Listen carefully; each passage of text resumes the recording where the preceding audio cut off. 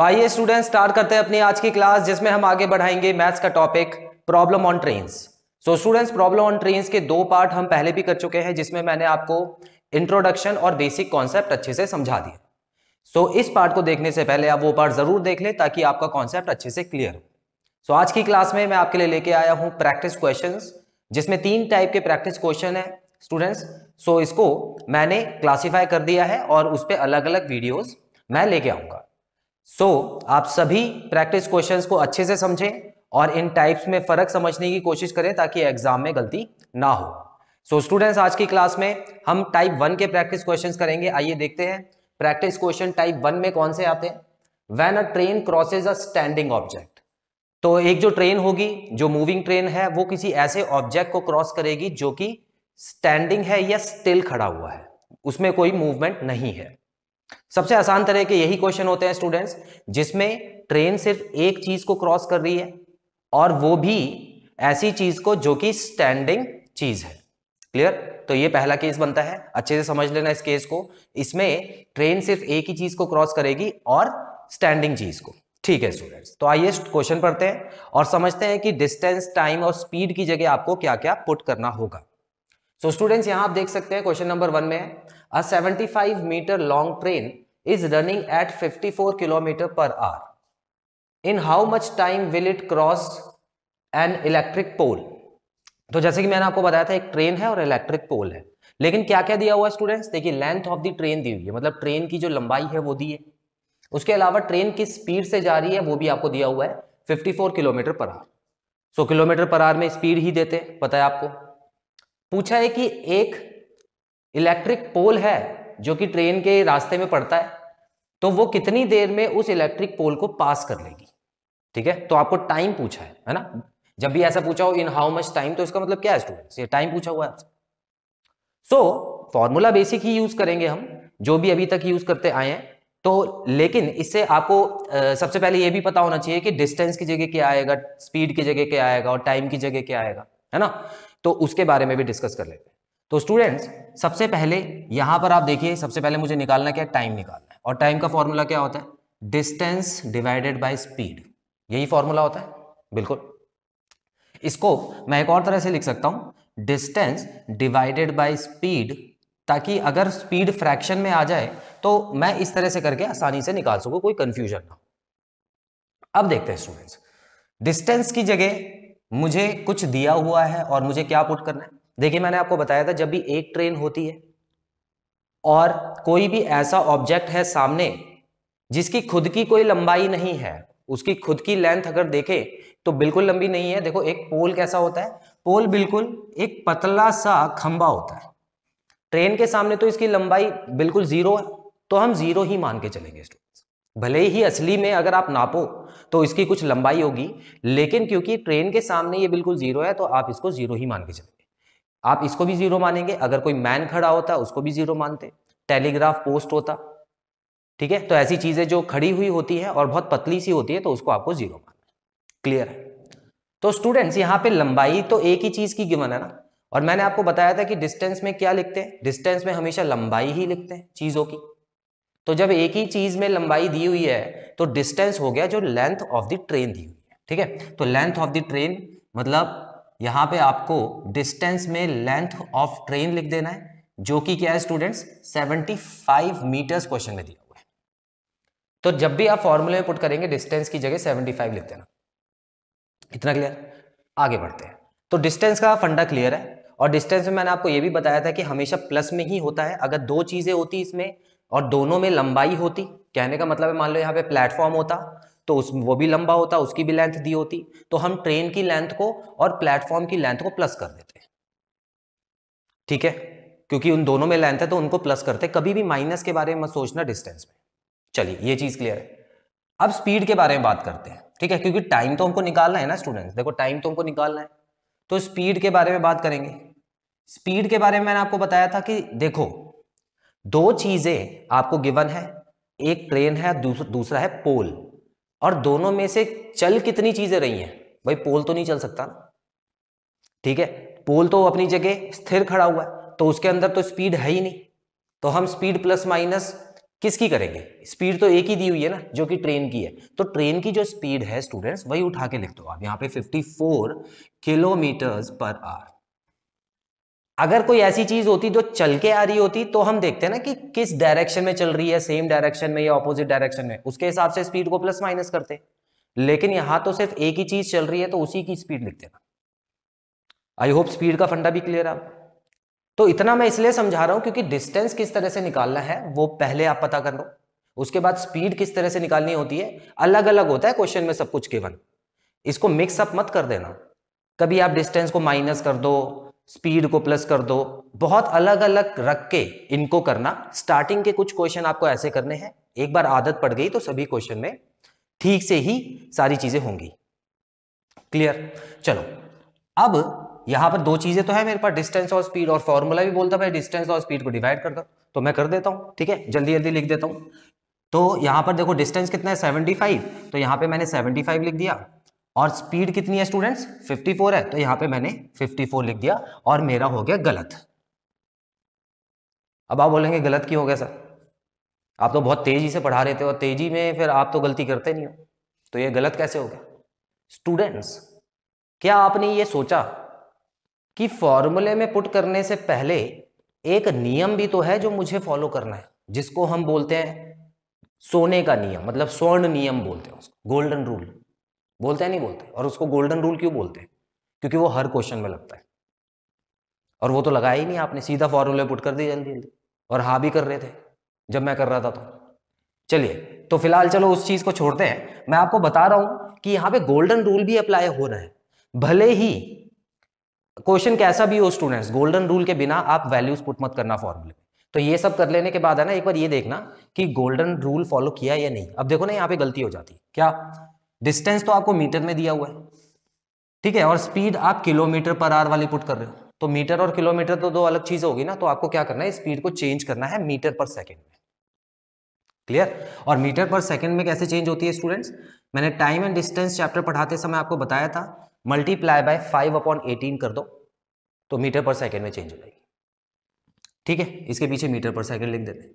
अब देखिए स्टूडेंट्स, यहां पर आपको क्या करना है, 18 से 54 को काटना है, जो कि 3 बार में कटता है। ठीक है, 18 3 54 होता है, और 3 और 5 कितना हो गया स्टूडेंट्स, 15 मीटर पर सेकेंड, मतलब स्पीड चेंज हो गई 15। अब ये जो स्पीड आई है ना स्टूडेंट्स, इसको आपको यहां पे पुट करना है। क्लियर है? हाँ, चलो अब यहां पे इस चीज को ध्यान से देख लेना, 75 डिवाइडेड बाय 15 होगा, तो इसका मतलब 75 जब डिवाइडेड बाय 15 होता है तो मैं क्या करता हूं स्टूडेंट्स, को काट के 5 लिख दूं, तो मेरा जो आंसर आ गया किस में आएगा, आर में आएगा या सेकंड में आएगा? भाई जिस चीज के मसाले डालोगे वैसी तो सब्जी बनेगी ना। तो देखो यहां पर क्या लिखा है, मीटर लिखा है, यहां पे मीटर के साथ सेकंड लिखा है, तो टाइम के पीछे सेकंड ही आएगा, खत्म बात। तो ट्रेन उस पोल को 5 सेकंड में कवर कर लेगी। Clear students? तो यहां पर हम देखेंगे जो ऑप्शन आया है वो डी आया है हमारा। तो इतना आपको समझा रहा हूं, हालांकि जब आप समझ जाओगे तो इतना टाइम वेस्ट नहीं होगा आपका।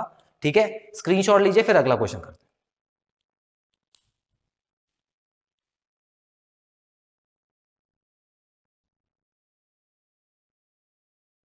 तो स्टूडेंट्स आइए क्वेश्चन नंबर सेकंड पढ़ते हैं।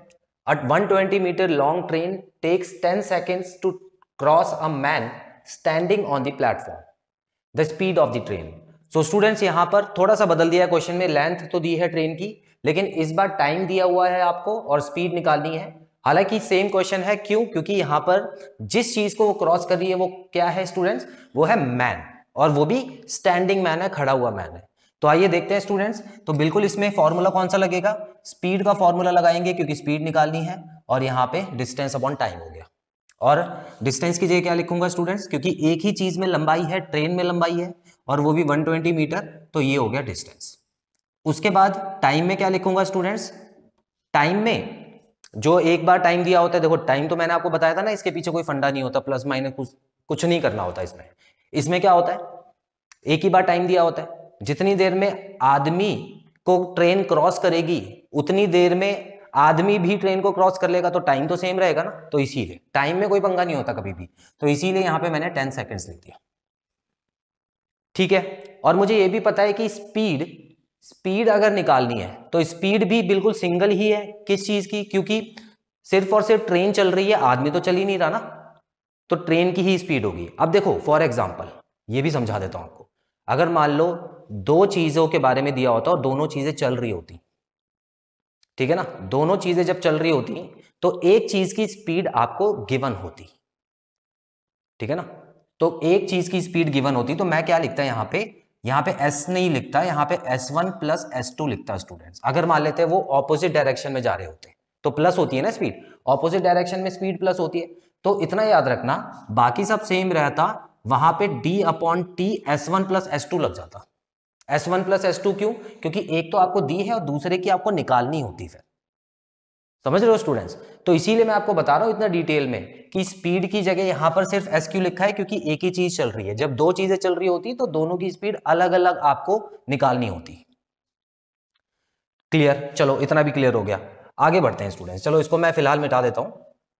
अब क्या करना है मुझे, बड़े सिंपल तरीके से एक रूल लगा देना है, क्योंकि फॉर्मूले पुट करने से पहले गोल्डन रूल अप्लाई करना है। तो यहां मुझे पता है मीटर है, यहां सेकंड है, तो इसका मतलब सब ठीक है, कुछ चेंज नहीं करना। तो स्पीड भी किस में आ जाएगी, मीटर पर सेकंड में। ऑप्शंस में जरा ध्यान से देख लो, स्पीड किस में दी हुई है, मीटर पर सेकंड में, तो ज्यादा मेहनत करने की जरूरत नहीं। डिस्टेंस क्या दिया हुआ है 120, टाइम दिया हुआ है 10, 0 से 0 गया तो 12 मीटर पर सेकंड मेरा आंसर आ गया, जो कि ऑप्शन नंबर बी है। क्लियर? तो इस तरह से करना है स्टूडेंट्स। स्क्रीनशॉट लो, अगला क्वेश्चन करते हैं। तो आइए स्टूडेंट्स बढ़ते हैं क्वेश्चन 3 की तरफ। Train with the speed of 60 kilometre per hour crosses a pole in 30 seconds, find the length of the train. So students ये एक और नए तरीके का क्वेश्चन आ गया, क्योंकि इसमें लेंथ निकालनी है। अभी तक पिछले दो क्वेश्चन में लेंथ दी थी, कोई बात नहीं, कर लेते हैं। सो इस बार किसको क्रॉस कर रही है, अगेन एक पोल को कर रही है, जो कि एक स्टैंडिंग ऑब्जेक्ट है। तो डी की जगह तो मुझे इस बार निकालना है, तो मान लेते हैं मैंने डी की जगह लेंथ ऑफ द ट्रेन या एक्स मान लेते हैं। चलो डी की जगह एक्स मीटर, ठीक है ना, लेंथ मान ली ट्रेन की एक्स, और डी की जगह सिर्फ और सिर्फ ट्रेन की लेंथ ही आएगी। क्यों स्टूडेंट्स? क्योंकि लंबी जो है सिर्फ ट्रेन है, पोल तो लंबा होता नहीं है। ठीक है, चलो आगे बढ़ते हैं। अब हम बात करते हैं स्पीड। स्पीड क्या दी हुई है स्टूडेंट्स, 60 किलोमीटर पर आवर। अब यूनिट पे ध्यान देना, 60 किलोमीटर पर आवर है, और टाइम देखो कितना दिया हुआ है, 30 सेकेंड्स। टाइम दिया हुआ है 30 सेकेंड्स।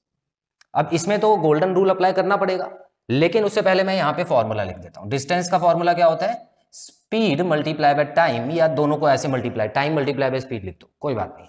अच्छा ठीक है, तो 60 किलोमीटर पर आवर, तो यहां पे इसको मल्टीप्लाई कर देंगे 5/18 से, क्योंकि उसके बाद मीटर पर सेकंड में चेंज हो जाएगा। तो स्टूडेंट्स मुझे पता है कि 6 से दोनों नंबर कट रहे हैं, तो 6 10 60 होता है, और यहां पे 3 बचा, तो ये आ गया 50/3। सो स्टूडेंट्स ये हो गया मीटर पर सेकंड। तो अब इसको आप पॉइंट में चेंज मत करना, ठीक है, इसको फ्रैक्शन में ही रहने देना, क्योंकि जब फॉर्मूले में पुट करेंगे तो ये कट जाएगा अपने आप ही। हो सकता है कट जाए, 100% नहीं कह सकता, लेकिन फिर भी पॉइंट में फंसने की जरूरत नहीं है। टाइम आ गया स्टूडेंट्स 30, और स्पीड भी मैंने चेंज कर लिया मीटर पर सेकंड में, जो कि हो गया 50/3।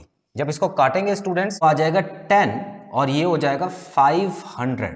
तो आंसर किस में आएगा, मीटर्स में आएगा। क्यों मीटर में आया, क्योंकि डिस्टेंस निकालना था, या तो मीटर में या किलोमीटर में आता। मीटर में इसलिए आया है क्योंकि यहाँ पे जो स्पीड है मीटर पर सेकंड में पुट की है, तो आंसर भी मीटर में आएगा। तो ऑप्शन नंबर ए जो है स्टूडेंट्स करेक्ट आंसर है। क्लियर? स्क्रीनशॉट लीजिए, फिर आगे बढ़ते हैं।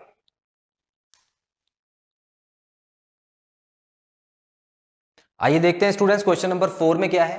A train 150 meter long running at a speed of 50 kilometer per hour, how long will it take to cross a platform 600 meter long. So students देखिए, case कौन सा है, केस हम कर रहे हैं स्टैंडिंग ऑब्जेक्ट्स का।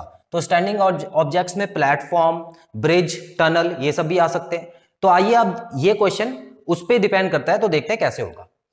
सो स्टूडेंट्स यहां पर आपको क्या क्या दिया हुआ है देख लीजिए। एक तो ट्रेन की लेंथ दी हुई है, और ऊपर से प्लेटफॉर्म की लेंथ भी दी हुई है, चलिए अच्छी बात है। उसके अलावा ट्रेन की स्पीड भी दी हुई है। अब स्पीड दोनों में से एक ही की देंगे, क्योंकि प्लेटफॉर्म तो चलता नहीं, सिर्फ ट्रेन ही चलती है, तो स्पीड की जगह तो सिर्फ एक ही चीज आ जाएगी। और टाइम आपसे पूछा है कि कितना टाइम लेगी उस प्लेटफॉर्म को क्रॉस करने के लिए, और टाइम भी एक ही बार होता है। तो टाइम और स्पीड की तो टेंशन ही नहीं है, टेंशन है डिस्टेंस की, क्योंकि डिस्टेंस इसमें दो दिए हुए हैं। देखो स्टूडेंट्स, मैंने आपको बताया था ना, डिस्टेंस मतलब होता है लंबाई, और जिन जिन चीजों में लंबाई होगी उन सब चीजों को प्लस कर देना। तो इसका मतलब इस बार जो डी में मैं पुट करने वाला हूं वो लेंथ ऑफ ट्रेन जो कि 150 है, और लेंथ ऑफ प्लेटफॉर्म जो कि 600 मीटर है, इन दोनों को प्लस करके आएगा 750 मीटर। तो डी की जगह मैं ये पुट करने वाला हूं स्टूडेंट्स। आई होप ये चीज क्लियर है। तो फॉर्मूला किसका लगाना है स्टूडेंट्स? फॉर्मूला लगाना है टाइम का। तो ये हो गया डिस्टेंस डिवाइडेड बाय स्पीड। क्या ये बात सही है? यही होता है टाइम का। तो डिस्टेंस की जगह मैं क्या लिखूंगा स्टूडेंट्स? दोनों का जो डिस्टेंस ऐड हुआ है वो, और इसको डिवाइड करूंगा मैं स्पीड से। और स्पीड देखो 50 किलोमीटर पर आवर। स्पीड क्या है? 50 किलोमीटर पर आवर। क्या मैं इसको लगा सकता हूं फॉर्मूले में? बिल्कुल नहीं लगा सकता। गोल्डन रूल, मल्टीप्लाई बाय 5/18 कर दो। अब ये किससे कट रहा है स्टूडेंट्स? 2 से ही कटेगा। ये आ गया 25 और ये आ गया 9। तो 25 5 होता है 125/9 मीटर पर सेकंड में चेंज कर दिए। अब मैं पुट कर सकता हूं इसको। तो स्टूडेंट्स देखिए 125/9 ऐसे लिखते हैं। अब डिवाइड है तो उसको मल्टीप्लाई में चेंज करना पड़ेगा पहले, और पीछे वाला जो नंबर है उसको रेसिप्रोकल करना है। अब 125 के टेबल में 750 आता है। कैसे? देखो 125 का डबल क्या होता है? 250 है ना। 250 और 250 को 3 बार ऐड कर दो तो 750। तो इसका मतलब 125 और 750 आएगा 6 बार में। तो 6 9 क्या होता है? 54। अब पीछे क्या लगाऊं? मीटर पर सेकंड लगा दूं? निकाल क्या रहा हूं? टाइम निकाल रहा हूं ना। तो स्टूडेंट्स टाइम निकाल रहा हूं तो या तो सेकंड में होगा या आर में होगा। अब ये कैसे पता लगेगा भाई? यहां पे देख लो मीटर पर सेकंड है, यहां पे मीटर है, तो सेकंड आ रहा है ना यहां पे, तो मेरा आंसर सेकंड में ही आएगा। क्लियर? तो इसका मतलब option number B correct answer है। स्क्रीनशॉट लीजिए, अगला क्वेश्चन करते हैं।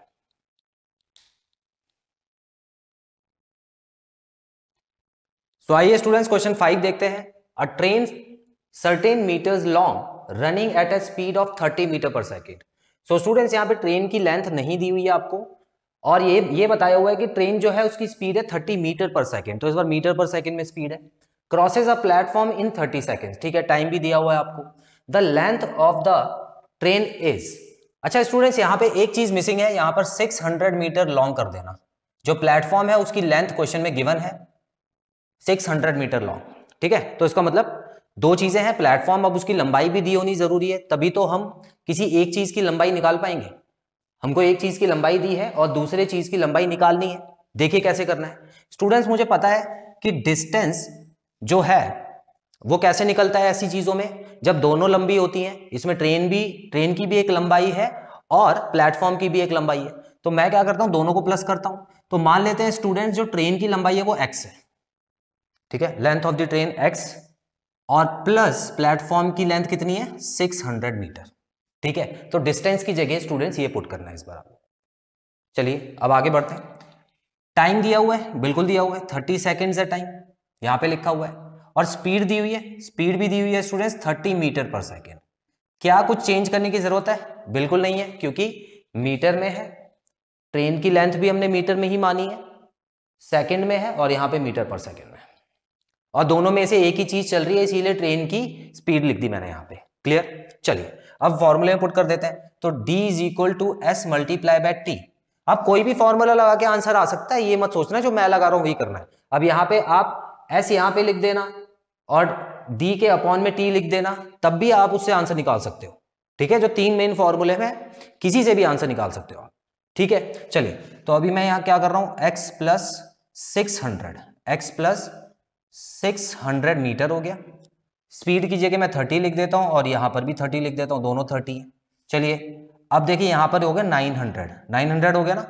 अब 600 जब 900 में से माइनस होगा जाके तो स्टूडेंट्स क्या आ जाएगा? 300 मीटर आंसर आएगा। तो ट्रेन की जो लेंथ है जो कि मैंने x मानी थी वो होगी 300 मीटर। तो इस तरह से क्वेश्चन करने हैं, बड़े सिंपल लग रहे होंगे अब आपको। ठीक है, तो कम से कम इस क्लास के बाद आप इतना श्योर हो जाओ कि स्टैंडिंग ऑब्जेक्ट वाले क्वेश्चन आप बड़े आराम से कर लोगे। Clear students? स्क्रीनशॉट ले लो, फिर एक क्वेश्चन होमवर्क के ले देता हूं।